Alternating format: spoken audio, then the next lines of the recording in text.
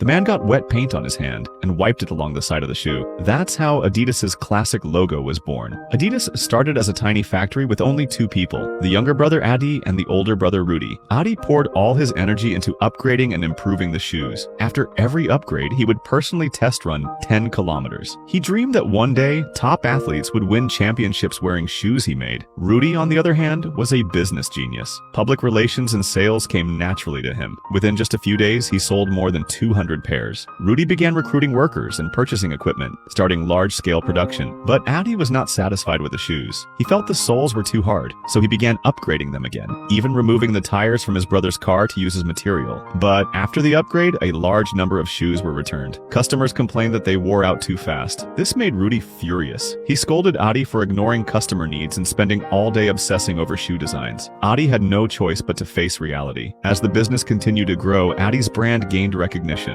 Almost all athletes in Germany were now wearing their sports shoes. Annual sales surpassed 200,000 pairs, and they became the largest company in the area. But their conflict also began from that moment. As the Olympics approached, the two brothers began choosing athletes to sponsor. This led to serious conflict. Rudy wanted to appease the Nazis and insisted that the shoes should only be given to German athletes, believing it would secure cooperation with the Nazis. But Adi didn't care about nationality. He only wanted to give the shoes to the best athletes, even if they were black or not German. In the argument, Rudy accused Adi of stubbornness, saying he only cared about making a name for himself and never cared about the survival of the company. But Adi held firmly to his belief, because this had always been his dream. He went to the Olympic Stadium and gave a pair of shoes to the black athlete Jesse Owens to try on. Owens only needed a moment before falling in love with the shoes. When he learned that Adi was willing to let him wear them in competition, he became even more excited. In the end, Owens wore the shoes, broke the world record, and won the world championship. Adi fulfilled his long-held dream, but the next day, Rudy stormed into the workshop and threw a letter in front of Adi. Hitler had hoped to use the Olympics to showcase the strength of the Aryan race, yet athletes from other countries wearing Adi's shoes kept winning again and again. This enraged the Nazis, and they immediately ordered the entire shoe factory to be shut down. They could only plead with the military officers. Eventually, the officers demanded that they supply 6,000 pairs of military boots every month. Only then was the factory allowed to continue operating. However, with the draft order issued, everything fell into crisis again. The military required that one of the brothers must serve in the army, but neither of the brothers was willing to serve in the army. Because of this, they got into another argument. A few days later, Rudy received another letter from the military, stating that Adi was considered an essential part of the shoe factory, and therefore Rudy was ordered to serve. He exploded in anger. The imbalance in his heart burst out again. They had founded the company together, yet all the credit and reputation seemed to belong only to Adi. After a huge argument, Rudy left to join the army. Adi stayed, but the shoe factory was turned into a weapons plant, producing rocket launchers. In 1945, after the war ended, Rudy returned to the factory. Soon after, Allied forces occupied the town. They planned to destroy all military factories. Adi quickly explained that they were shoemakers. He brought the officer into the factory, showing him all their shoes and tools. But the officer pointed at the rocket launchers and demanded an explanation. Adi insisted they were forced to make them. The officer didn't believe him. Fortunately, Adi's wife produced photos, showing him with the black Olympic athlete Owens. Only then did the officer spare their factory. During a family meal, Rudy finally released all his pent-up anger. He still held a grudge over being drafted and blamed Adi for turning the factory into a weapons plant. The brothers erupted into another fierce argument. At that moment, several Allied soldiers entered, interrupting them.